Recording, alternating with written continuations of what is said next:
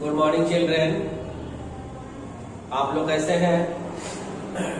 उम्मीद करते हैं कि आप लोग बहुत अच्छे से होंगे और पढ़ाई लिखाई भी बढ़िया से कर रहे होंगे। तो चलिए आयाती जो था इसमें हम लोग को आज पैराग्राफ 8 से पढ़ना है। ठीक है, आयाती चैप्टर में हम लोगों ने पढ़ा था कि आयाती जो राजा है वो अपने चौथे बेटे से अपनी बुढ़ापे को देने की बात करता है और उसकी यौन को, अपनी जवानी को कहता है कि कुछ पल के लिए मुझे दे दो ताकि मैं भी अपना जीवन आनंद से जी लूं। तो चौथे बेटे क्या कहता है इसके बारे में यहाँ पे हम लोगों को पढ़ना है पैराग्राफ 8 से। ठीक है,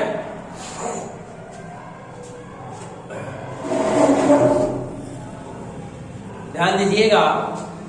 पैराग्राफ 8 में कहता है कि the fourth son beg to be forgiven. चौथा बेटा भी उसे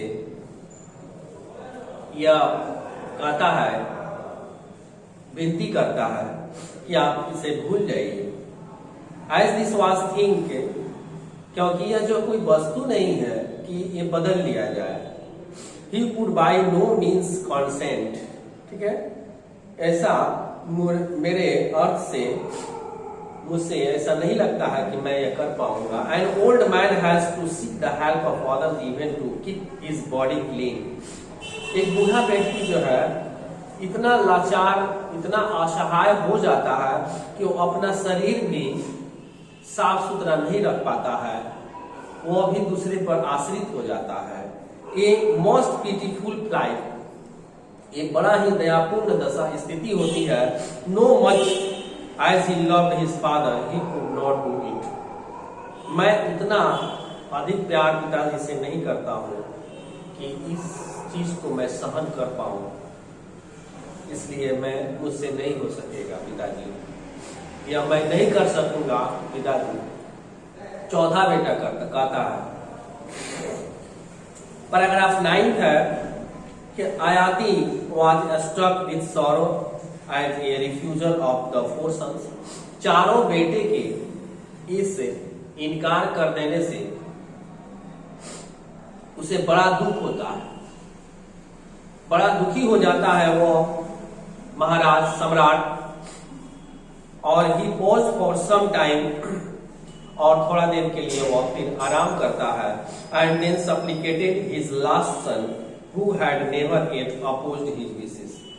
और तब फिर उसके मन में ख्याल आता है अपने पांचवें अंतिम पुत्र का, जो उसने कभी भी अपने पिता का आज्ञा का अवहेलना नहीं किया है, अपोज नहीं किया है। ठीक है, उसकी इच्छा का पूरा वो किया है। तो उसकी उन्हें याद आती है कि चलिए वो मुझे जो है मेरी इच्छा का कहीं पूरा कर दे, मनोकामना मेरी पूरा कर दे। जाकर कहता है कि यू मस्ट सेव मी, बेटा तुम्हें मुझे बचा लेना चाहिए। I have got this old age with its wrinkle, debility and grey hair as a result of curse of Shukracharya. मुझे जो ये बुढ़ापा एज मिला है, जिसके साथ साथ ये शरीर की त्वचा झुर्री हो गई है, शुष्क हो गई है। ठीक है, मेरे अंदर वो डिबिलिटी है, एबिलिटी नहीं है, मैं असहाय हो गया हूँ, ये बुरे बाल हो गए हैं, सब बाल मेरे पक गए हैं। ये क्यों? शुक्राचार्य के श्राप के कारण। इसे तुम्हें कुछ पल के लिए ले लेना चाहिए। आई कांट बियर इट, मैं इसे सहन नहीं कर पा रहा हूं। If you take upon yourself these infirmities, I shall enjoy life for just a while more and then give you back your youth and resume my old and all its sorrow। कहते हैं कि यदि तुम जो है इसे अपने आप समर्पित कर लेते हो तो मैं भी अपना कुछ आनंद पूर्वक जीवन बिता लूंगा, जी लूंगा, और फिर इसे जो है इस जवानी को फिर वापस मैं कर दूंगा और अपना बुढ़ापा और यह दुख सारा मैं ले लूंगा। पुरु, वह चौथे बेटे का नाम जो था वो पुरु था, Puru, Puru. Don't refuse as your elder brother have done.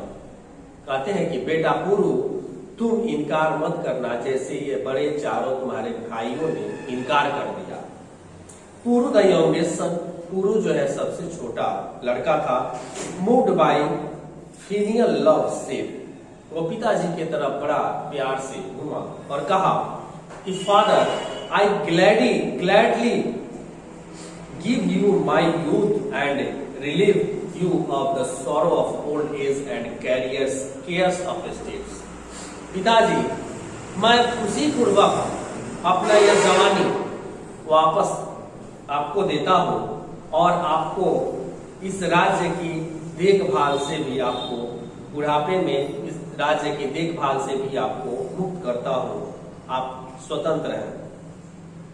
Be happy, अब आप खुशी हो जाइए, खुश हो जाइए कि आपको मैंने अपनी ये जवानी दे दी और आपको राज्य की देखभाल से भी स्वतंत्र कर दिया।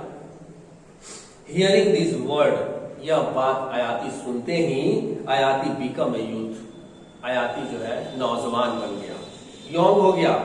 पुरु who accepted the old age of his father, Puru जो उनका सबसे छोटा बेटा था, उन्होंने वो पिता के बुढ़ापे वाले उम्र को एक्सेप्ट कर लिया, स्वीकार कर लिया। Ruled the kingdom and acquired great renew, और राजपाट भी वो संभालने लगा और उसका बड़ा नाम फैल गया, पूरे राज्य में प्रसिद्ध हो गया। तो ये पैराग्राफ 9 था। तो इसमें आप लोगों ने जाना कि पुरु नाम का लड़का जो सबसे छोटा बेटा था, वही जो है उसने ही यूथ को, अपनी जवानी को वो अपने पिता को दे दिया और उनके बुढ़ापे और उनके दुख को सारा ले लिया और उनके राजपाट से भी उनको मुक्त कर दिया कि आप इन्हें भी स्वतंत्र है, अब आप हमें चलाने देंगे। ठीक है, पैराग्राफ 9 में